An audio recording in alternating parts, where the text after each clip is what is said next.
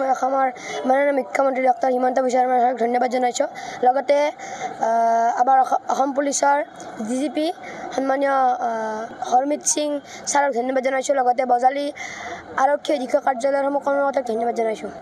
আজি বিশেষ তেখেতৰ নিবিন নেচেন বৰুৱা তেখেতৰ সৰুৰ পৰাই খুব মন আছিলে আৰক্ষী পোচাকযোৰ পিন্ধা, আৰু আৰক্ষী পোচাকযোৰ পিন্ধাই নহয়, আৰক্ষী অধীক্ষক হিচাপে, জ্যেষ্ঠ আৰক্ষী অধীক্ষক হিচাপে ৰাইজৰ সেৱা আগবঢ়োৱাৰ কাৰণে মন আছিলে।